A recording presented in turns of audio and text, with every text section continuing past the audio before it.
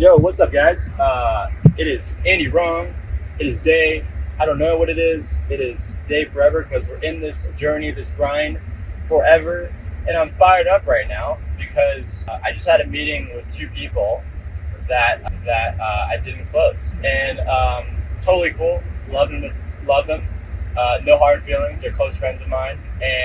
But I closed one yesterday, which is awesome. But I'm essentially trying to pre-sell my product right now, and I think I have a really good vision for the product, and it's just some little tweaks and features I still need to figure out and solve. And at the end of the day, it's like I asked for this. It's like Mike Tyson said, everyone has a fucking plan until they get hit in the face. And I know I'm gonna get hit in the face a lot, but and also gotta think about it, like, if I have 100% close rate, it's like, okay, whatever. But if you have 100% close rate, it's also not good. That means your price is too low. But essentially, like, I'm gonna keep trying on, keep doing my thing, and continue to make my product even more valuable. And I think my presentation itself could be a lot more visually appealing. I think it could be a little better. I think it could be a little less content heavy. And yeah, I'm just gonna change a little bit of that part, make it more visually appealing. So I probably have to hire someone on Fiverr to create some sort of sales presentation. But yeah, thanks. What's up, bitches? Sorry for the vulgar language. Oops, fuck. A vulgar language again. I actually got to chill with the swearing, but swearing, like, I think my rule for swearing is, like, I can swear, but I can't swear at people. Like, swearing really brings out the best of me, I don't know if you guys can relate, but damn, this guy's going so fucking fast. Like, see, right there is, like, I'm like really trying to like get the fact that he's going really fucking fast. It's like I'm trying to make the most of what I'm saying, so like it holds a lot of weight. Maybe some childhood issues, or I don't know, but I end up swearing a lot, not like purposefully, like kind of just happens. But I am late to the gym today, a little late, probably a couple minutes off schedule. But my fucking schedule every fucking day is like down to the minute, down to the T.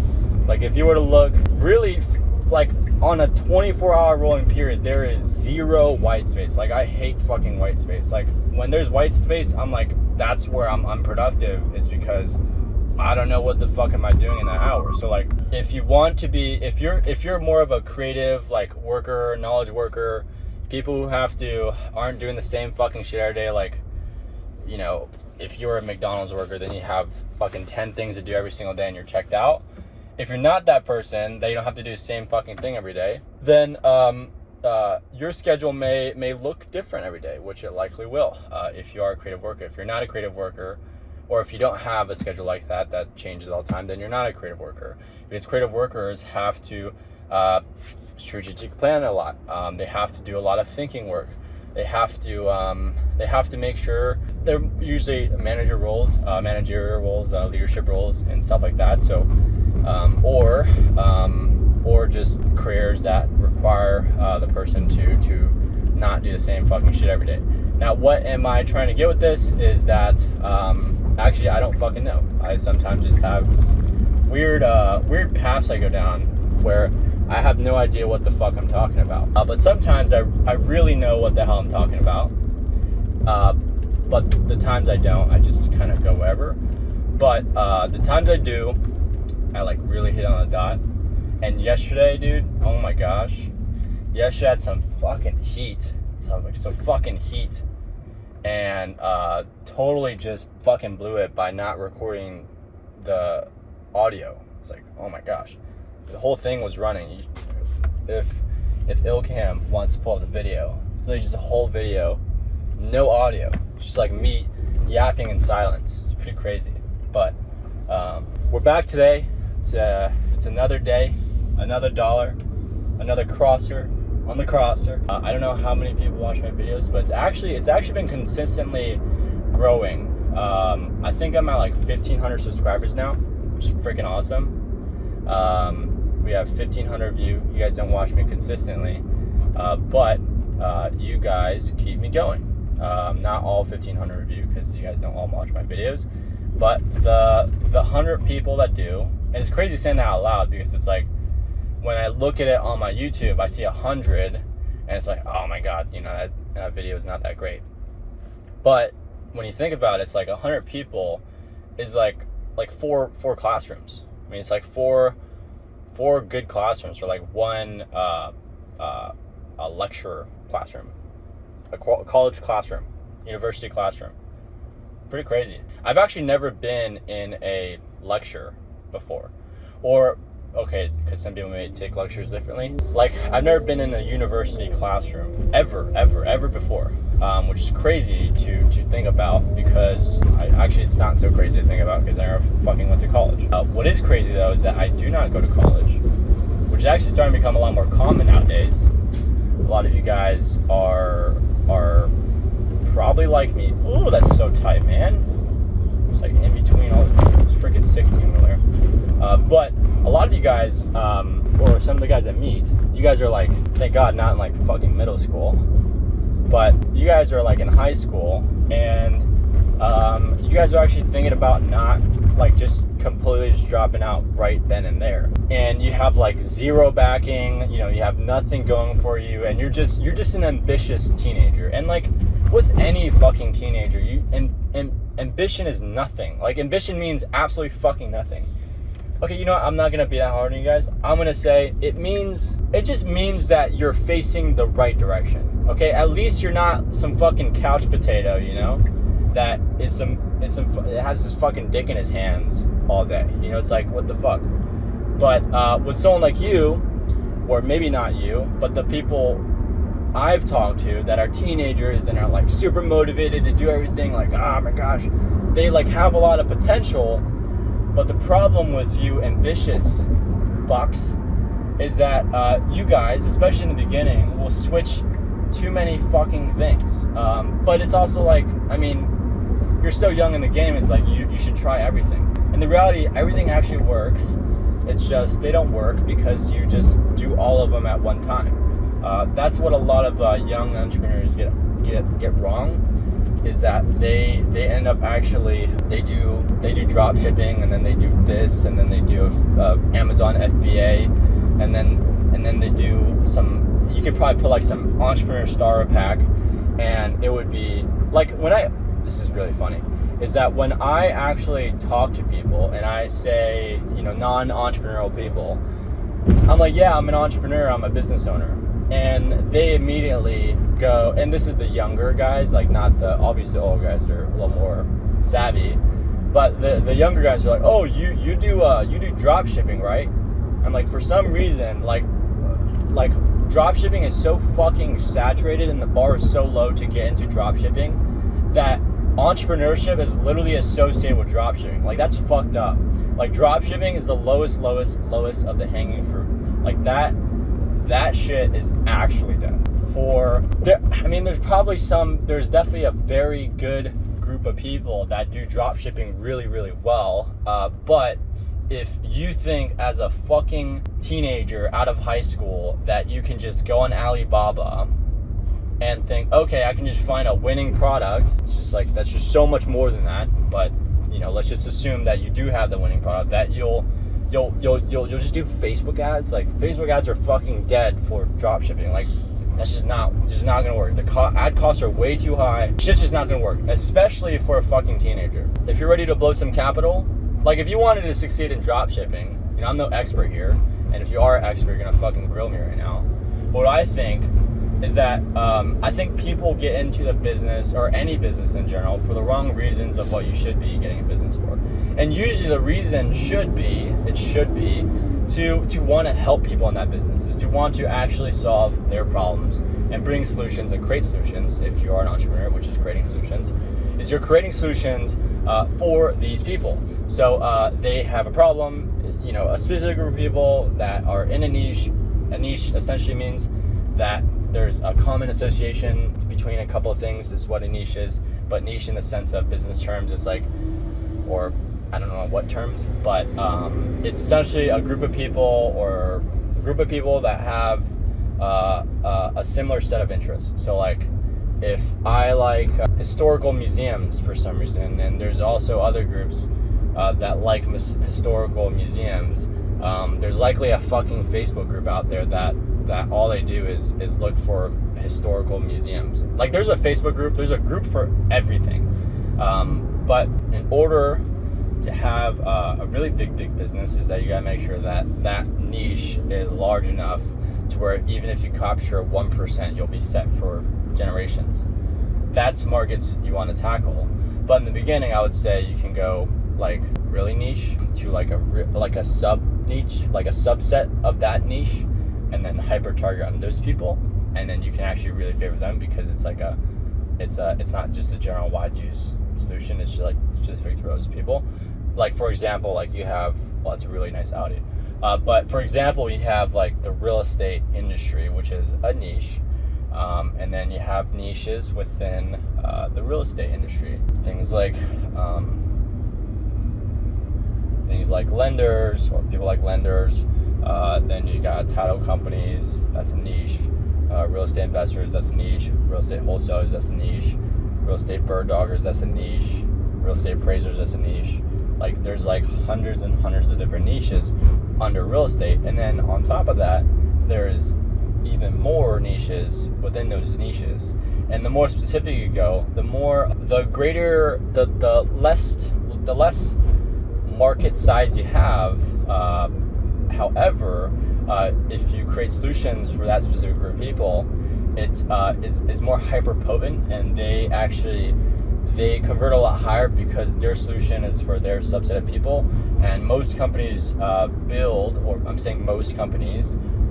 most companies build solutions for an entire niche because it's just a larger market, and it's just more long-term wise. But in the beginning, usually how most companies start is that they figure out a solution for a small subset niche, and then they end up expanding to that entire niche within that niche, and then they end up actually taking over that entire industry, if, you know, of course, they're a big business or whatever.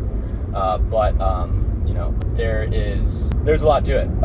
So I have a niche I'm working in, and I guess an industry, more specifically, the real estate industry. And I'm focusing in is real estate wholesaling, or real estate wholesalers and investors. That market is probably 2 to 3 million people in the U.S. that are investors and wholesalers. Obviously, probably investors make up a great deal of that, but that market's huge. Like, you have, for example, one company called InvestorLift that is worth $1 billion. It's fucking nuts, and they just service real estate investors and wholesalers. I don't know if it's actually worth $1 billion. I probably think it's probably worth around half a B. Actually, I don't know. I'm really talking out my ass right now. But what's going on here? Oh, they're transporting some like bears. That's fucking sick. Pretty sick. But other than that, I am about to go destroy my back and biceps today. Did I put out today? Yeah, I got a shit ton of work done today. I would say, was I locked in today? I would say I was pretty locked in. Like, on a locked in scale of like from 0 to 10 being like absolute monk mode, you know, no distractions, you know, I was fucking locked in all day. I would say I was at like and 0 being like I was literally in my bed all day. I would say an 8. Yeah, I would say 7.5. Usually every day I'm pretty locked in. Like, it's the same fucking shit every day. Not the same work, but it's like the same schedule usually. If you guys don't already know, I already explained it in a lot of videos, so I don't want to explain it again. But comment down below, how locked in were you today? Were you like an 8 locked in, or like just be honest. Like, if you were just a 3 locked in, it's like whatever. But like, at least tomorrow, like at least get to a 4, you know? And at least get to a 4. If you're at an 8, congratulations. The goal is to get to a 10. 10 doesn't exist, but because every day is not gonna be. You're not gonna feel amazing every single day. Usually I have like really good sprints. Like, I'll feel really, really great. Like Monday, Tuesday, Wednesday, Thursday, Friday. I'm actually getting really good at this. I don't feel it at all. It's just, for some reason, just this week, Like Friday and Saturday and Sunday did not feel any different from Monday, Tuesday, and Wednesday. Being truthfully honest, in the past, recently, it was like that high school brain, that party brain, that old self, that past self kicked back in and was like, it's Friday today. You should probably go out late, or like I also like it's not that serious. It's really not that deep. But just like recently, I don't. It's not like it doesn't switch on my brain anymore. Can I be a little more lenient on the weekends? Sure. It won't kill me.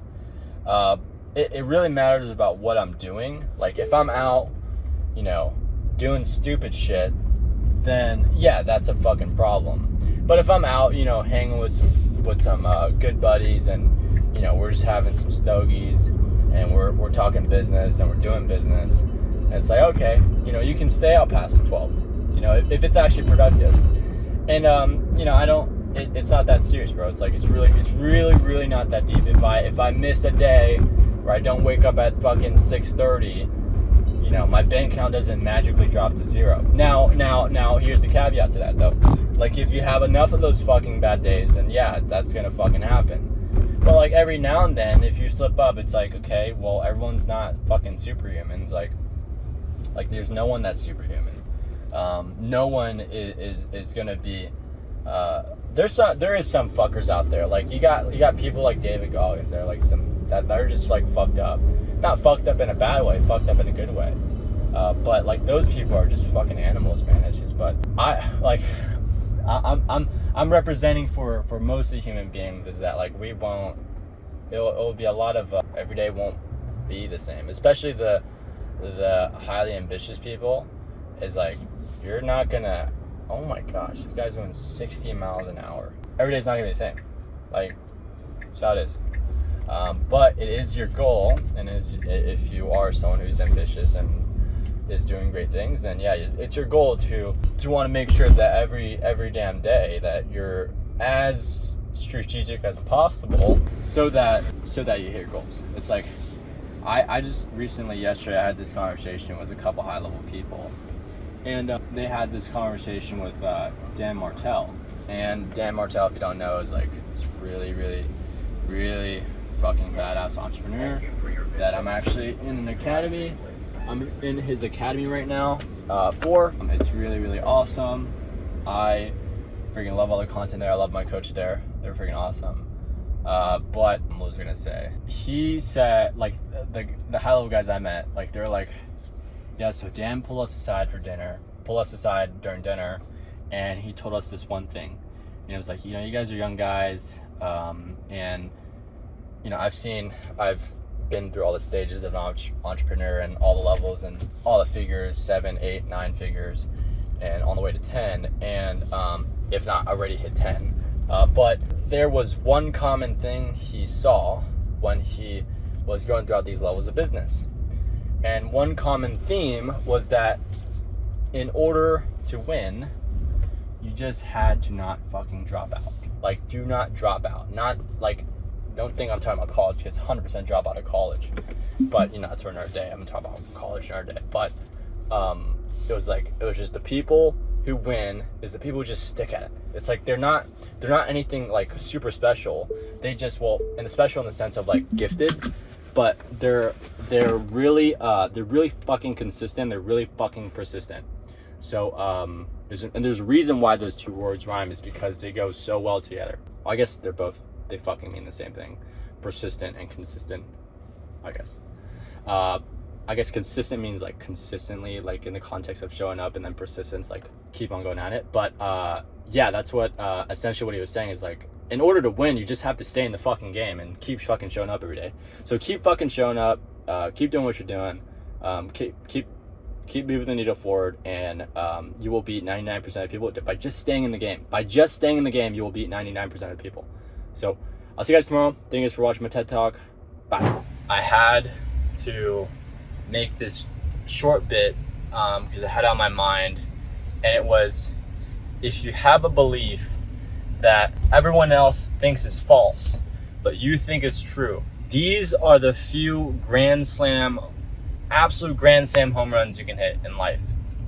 And if you time it right, and if you execute right, and you have the right team behind it, and you have the right thing that you're right about, that's when you create like big, not even money, but that's when you actually change the fucking world and you make a huge difference.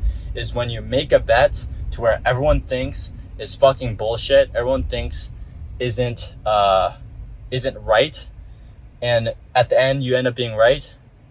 In those bets you win. And it goes against the common belief that, you know, always listen to customer feedback, and I absolutely.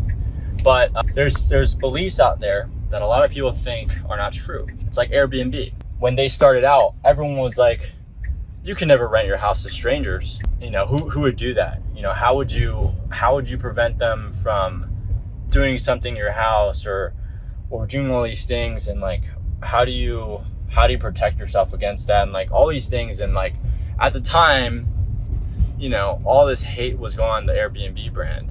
But now it's taking over the travel industry day by day. Like the travel industry is huge too, very huge. Or I guess the lodging specifically within travel. Travel is so huge. But that's such a great example of a service, of a product that in the beginning no one fucking believed in them. No one thought that you could one day rent your house out to a fucking stranger and make money off it while also providing a great customer experience. It's like, who the fuck would have believed in that? But most importantly, the founder believed. I don't know his name, but he's a very admirable founder because he believed in his idea more than anyone else, and that's why it worked out. Was because he was quote unquote delusional enough to make his idea work. And when it ended up working, and I'm not saying like you can just be delusional and believe that, you know, I can build a flying spacecraft. Totally could. If you have those dreams, go fucking do it, you know. Props to you. But in these few that actually hit, because most do fail, don't forget about that statistic that most fucking businesses, most fucking startups very much fail. Without great timing, without great execution, without a great idea, it won't work. It absolutely won't work. So that is to say that if you're crazy like me, but you believe in what you're trying to push and the thing you're trying to put out into the world that you believe 100% is true, but everyone believes is 100% false, you might just be crazy enough to make it work. And that's just the reality. You might just be crazy enough to make it work. So if you are that person and you have this crazy thing that you're trying to push and somehow change the world, keep fucking doing it, and don't let anyone tell you that it is not a good idea. That's if you have 100% conviction that it is. Some people are like just completely delusional and just pursue the wrong things. Like you're fucking selling snake oil. But when you fully believe that the product or service you have will truly change someone's life, then it's like, it's stupid if they don't opt in, and if they hate their idea, they're even more stupid. And you almost have some you almost feel sorry for them. But that's for another day. I will see you guys tomorrow, and then you'll hear another day, another dollar, another cross on the crosser. See you guys tomorrow.